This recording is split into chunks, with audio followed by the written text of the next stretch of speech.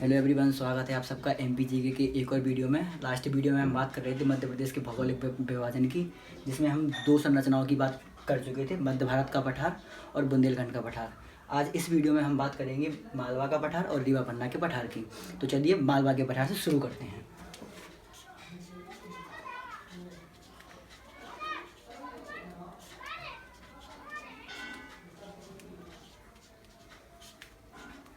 दोस्तों, जैसा कि आपको याद होगा, लास्ट वीडियो में हमने बात की थी, मालवा का जो पठार है वो मध्य प्रदेश की सबसे बड़ी संरचना है, जो संपूर्ण मध्य प्रदेश का 28% भाग पर फैला हुआ है। तो यहाँ मैं लिख रहा हूँ सबसे बड़ी संरचना, सबसे बड़ी संरचना।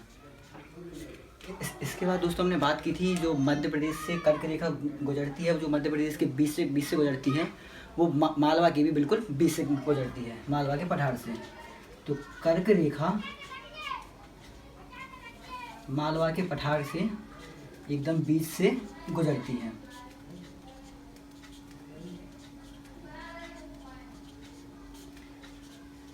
इसके बाद दोस्तों हम बात करते हैं मध्य प्रदेश की औसत ऊंचाई की। तो दोस्तों मध्य प्रदेश की जो औसत ऊंचाई है, औसत ऊंचाई वो है 500 मीटर। इसके बाद हम बात करते हैं सर्वोच्च चोटी की। तो मालवा के पठार की जो सर्वोच्च चोटी है वो है सीगार। इसी में दोस्तों एक और बड़ी चोटी है जिसका नाम है जाना पाव। जाना पाव ये इंदौर के महू में स्थित है। और एक और चोटी है छजारी। दोस्तों जो मालवा का पठार है, वो मालवा का पठार चंबल और नर्मदा नदी में जल विभाजक का कार्य करता है। मालवा का पठार चंबल और नर्मदा में जल विभाजक का कार्य करता है, ये बात आप याद रखेंगे। इसके बाद हम बात करते हैं मध्य प्रदेश की चट्टान की। मध्य प्रदेश में चट्टान कौन सी पाई जाती है? तो दोस्तों मध्य प्रदेश में जो चट्टान पाई जाती है वो पाई जाती है बेसाल्ट चट्टान। जो दक्कन ट्रैप की चट्टान होती है बेसाल्ट चट्टान, यहाँ पर बेसाल्ट चट्टान पाई जाती है। और दोस्तों बेसाल्ट चट्टान का निर्माण होता है ज्वालामुखी उद्गार से। ज्वालामुखी उद्गार से जो लावा निकलता है, उस लावा से बनती है बेसाल्ट चट्टान। और बेसाल्ट चट्टान के क्षरण से ही निर्माण होता है काली मिट्टी का। तो दोस्तों जैसा कि मैंने आपको बताया, यहाँ पर बेसाल्ट चट्टान पाई जाती है, तो यहाँ मिट्टी कौन सी पाई जाएगी? काली मिट्टी। तो मैं यहाँ पर लिख देता हूँ, मिट्टी पाई जाती है काली मिट्टी। और दोस्तों आपको पता होगा कि काली मिट्टी में सर्वाधिक गेहूं का उत्पादन होता है, इसलिए मालवा के पठार को गेहूं का भंडार भी कहा जाता है। गेहूं का भंडार। इसके बाद दोस्तों हम बात करते हैं यहाँ की जलवायु की। तो जलवायु की बात करते हैं हम। जलवायु में सबसे पहले देखेंगे ताप। तो यहाँ ताप रहता है 40 डिग्री सेल्सियस से 42 डिग्री सेल्सियस तक। और वर्षा देखते हैं। तो दोस्तों यहाँ वर्षा होती है 75 सेंटीमीटर से 125 सेंटीमीटर तक। एक दोस्तों आपने नाम सुना होगा एक यात्री का, चीनी यात्री जिसका नाम फाहियान है। उस चीनी यात्री ने मालवा की जलवायु को भारत की नहीं, विश्व की सर्वश्रेष्ठ जलवायु बताया है। किसने? चीनी यात्री फाहियान। चीनी यात्री फाहियान ने मालवा की जलवायु को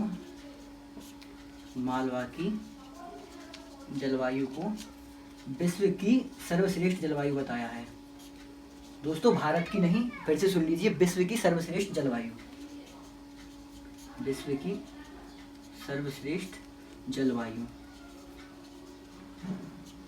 दोस्तों मध्य प्रदेश में जो नदियां बहती हैं, उनमें से ज़्यादातर नदियों का उद्गम मालवा पठार से होता है। मैंने सभी नदियों का नहीं बोला है, प्रमुख नदियां हैं कुछ जिनका उद्गम मालवा के पठार से होता है। तो हम देख लेते हैं कौन कौन सी नदियां हैं। नदियां हैं चंबल, बेतवा,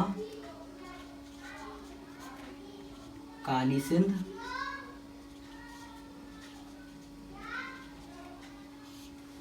पार्वती। इसके बाद हम बात करते हैं मध्य प्रदेश के प्रमुख जिलों की। तो दोस्तों जो मध्य प्रदेश के प्रमुख या बड़े ज़िले हैं वो सारे मालवा के पठार में स्थित हैं। जैसे मध्य प्रदेश की राजधानी भोपाल, वो भी मालवा के पठार में स्थित है। मध्य प्रदेश की व्यावसायिक राजधानी इंदौर, वो भी इसी में स्थित है। तो हम यहाँ पर देखते हैं प्रमुख जिले। लगभग यहाँ पर 16 ज़िले हैं एमपी के। तो मैं यहाँ लिख देता हूँ इंदौर, भोपाल, देवास, इंदौर, भोपाल, देवास, रतलाम, उज्जैन, धार, विदिशा और भी बहुत सारे ज़िले हैं। ऐसे करके 16 ज़िले यहाँ पर हैं। तो आप जब तक एक बार इसको देख लीजिए, इसका स्क्रीनशॉट ले लीजिए। नेक्स्ट स्लाइड में हम बात करते हैं रीवा पन्ना पठार की। दोस्तों बात करते हैं रीवा पन्ना के पठार की। तो दोस्तों रीवा पन्ना के पठार का एक अन्य नाम भी है विंध्यन कगारी क्षेत्र। अन्य नाम क्या है दोस्तों? विंध्यन कगारी क्षेत्र। विंध्यन कगारी क्षेत्र। दोस्तों विंध्यन कगारी क्षेत्र इसे इसलिए कहा जाता है क्योंकि यहाँ से विंध्याचल पर्वतमाला स्थित है यहाँ पर रीवा पन्ना के पठार में। और इसके बाद हम बात करते हैं जो रीवा पन्ना का पठार है वो कर्क रेखा के उत्तर में स्थित है। जैसे यहाँ से कर्क रेखा निकलती है तो कर्क रेखा के उत्तर में स्थित है। तो रीवा पन्ना का पठार कर्क रेखा के उत्तर में स्थित है।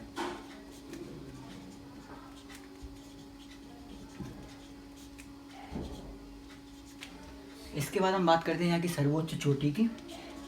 तो यहाँ की सर्वोच्च चोटी है,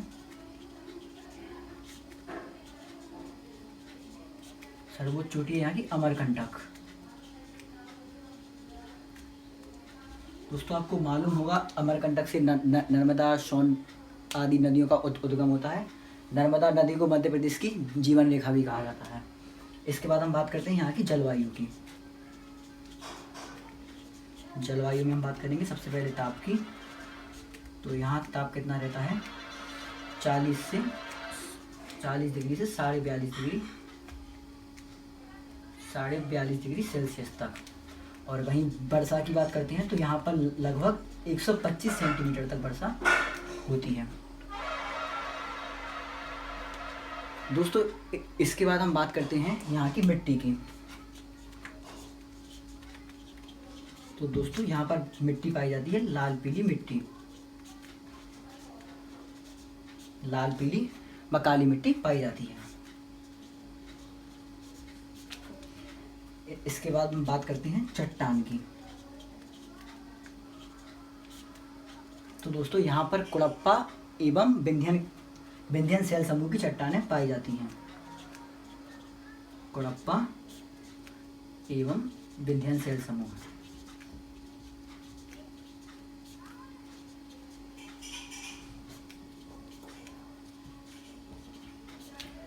दोस्तों कुड़प्पा की चट्टान से प्राप्त होता है हीरा। आप सबने सुना भी होगा पन्ना में हीरा पाया जाता है, वो इसी चट्टान से पाया जाता है कुड़प्पा। और विंध्यन शैल समूह से पाया जाता है चूना पत्थर। इसके बाद बात करते हैं यहाँ के प्रमुख जिलों की। तो यहाँ के प्रमुख जिले हैं रीवा, पन्ना, दमोह, रीवा, पन्ना, दमोह, यही यहाँ के आदि प्रमुख जिले हैं। चलिए दोस्तों आज की वीडियो में इतना ही। नेक्स्ट वीडियो में हम बात करेंगे अन्य संरचनाओं की। तब तक के लिए बाय बाय, टेक केयर।